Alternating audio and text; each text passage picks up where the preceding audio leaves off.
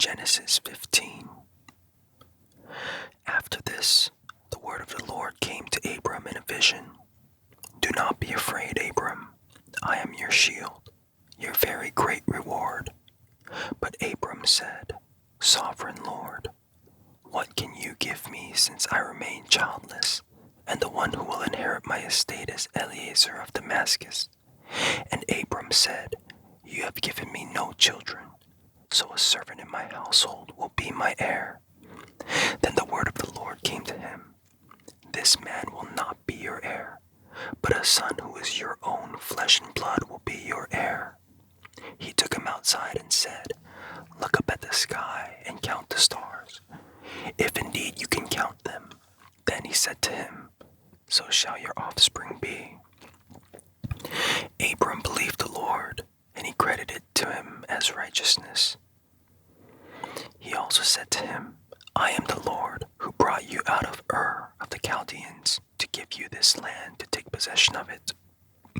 But Abram said, Sovereign Lord, how can I know that I will gain possession of it? So the Lord said to him, Bring me a heifer, a goat, and a ram, each 3 years old, along with a dove and a young pigeon. Abram brought all these to him, cut them in two, and arranged the halves opposite each other. The birds, however, he did not cut in half.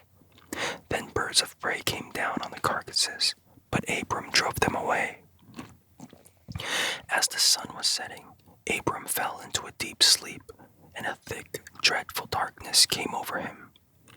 Then the Lord said to him, Know for certain that for 400 years your descendants will be strangers in a country not their own, and that they will be enslaved and mistreated there.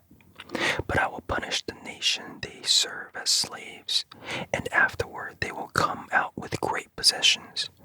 You, however, will go to your ancestors in peace and be buried at a good old age. In the 4th generation your descendants will come back here, for the sin of the Amorites has not yet reached its full measure. When the sun had set and darkness had fallen, a smoking firepot with a blazing torch appeared and passed between the pieces.